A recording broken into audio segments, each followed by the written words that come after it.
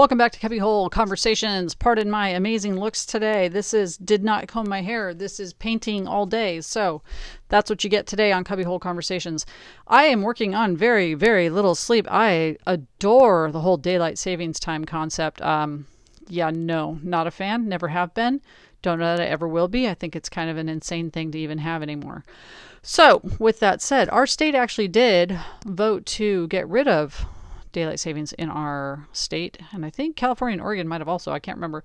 But then a friend of mine on Facebook reminded me that it has to go and be approved by the feds or something. I don't know. I think the Senate. I can't remember. Quite honestly, I'm super tired. But crazy thing about when I'm super tired is I also get very philosophical. So I've had many thoughts on what I was going to talk about today, and I think what I'm going to talk about today now is what was last on my mind, which was this whole pandemic thing and the decisions we're making and why we're making them. So one of the things that I was thinking about, the primary thing I was thinking about right before coming on here, is that I see a lot of people making decisions primarily based on fear. And not saying that you shouldn't get vaccinated or you should get vaccinated or you should quarantine or you shouldn't quarantine. I'm not talking about the choices that people are making. I'm talking about why people are making the choices they're making, including myself. So I think if people would stop for a second and think about what it is that is driving their decision-making process in regards to COVID measures that they're taking as an individual or taking as a family, I think, or if they're a business owner, those measures they're taking as a business owner, I think that a lot of people would, if they really stopped and thought about it or really took a look at it, they would see that a lot of the decisions they're making are based on fears, deep-seated fears that are driving their decision making.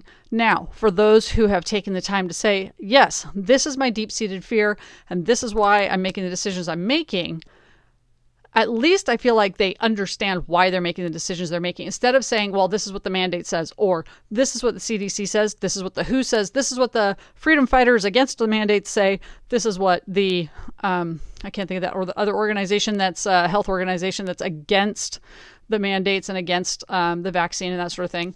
So, whoever you're listening to or you're getting your advice from, or getting your science from, getting your medical information from, getting your political information from, I think we have a tendency to say that, oh, I'm making this decision because the CDC says this, or I'm making this decision because my office manager told me that I have to do this, or I'm making this decision. But the truth of the matter is, I believe, this is my opinion. Please remember that. Cubbyhole Conversations is solely my opinion. I believe that underneath that is a fear. I'm going to do what my boss said I need to do because I'm afraid I'm going to lose my job. And if I lose my job, my family's going to be homeless. Oh, the real fear is you're afraid of being homeless. Not that you're afraid of losing your job, but that you're afraid of being homeless. For me, my big thing is I was sexually abused as a child, and I still carry a lot of rape fear. And the truth of the matter is, it's around. It's not like it's not prevalent in our society today. And then on top of that, it's just a control factor, right? So the deep-seated fear for me really is control. And so I'm looking at it going, I don't like mandates. I'm not talking about the vaccine as far as whether or not I have it, whether or not I'm getting it, whether or not I got it, right? I'm not talking about that. I'm talking about it being mandated.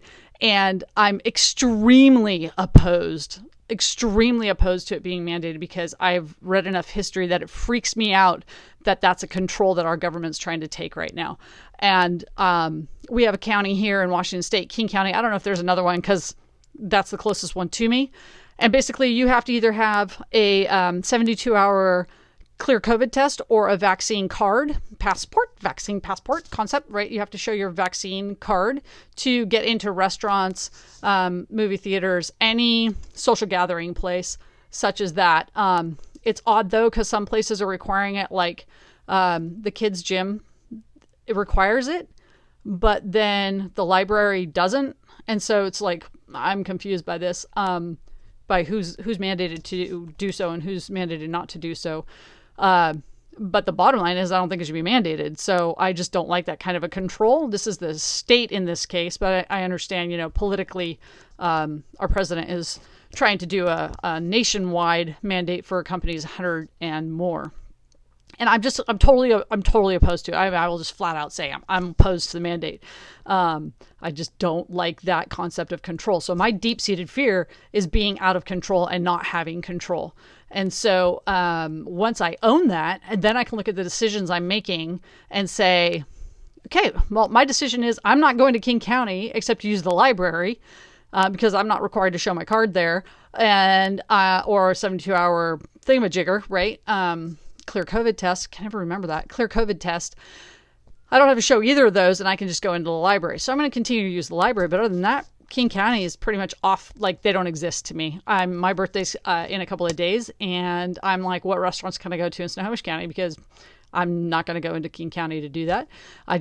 I'm that against the mandate. And that's the stance I'm taking.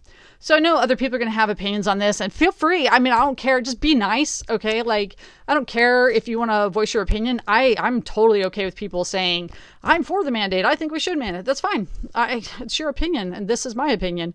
My bottom line is, I think people need to stop and identify what is driving their decision making, and then know that that's why they're doing that. Know that that's why they're making that decision, and then stop and see, is my fear causing me to make a decision that's unhealthy? Is my fear causing me to make a decision that's going to hurt other people?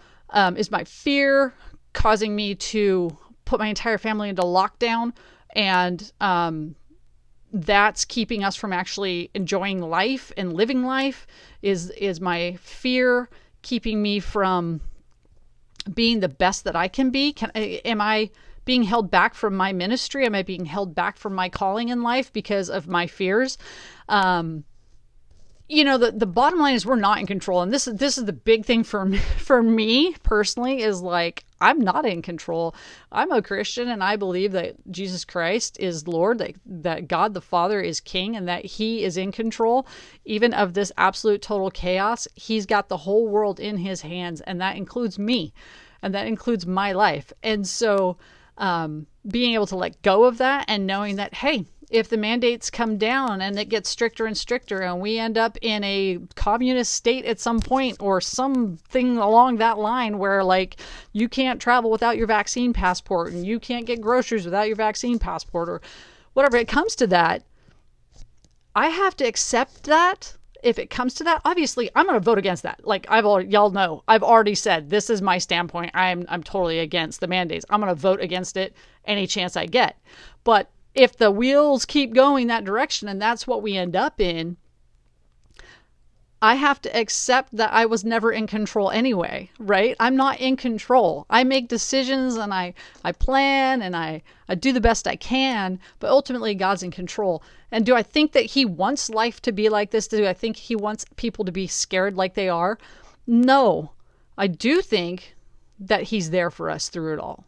And that's what I'm resting on. So I guess just take a minute and think about why you're making the decisions you're making in your life. And it could be about the pandemic. It could be about your job. It could be about your parenting style. It could be about the latest diet you're trying. What is driving the decisions you're making in your life, and who's ultimately in control of your life?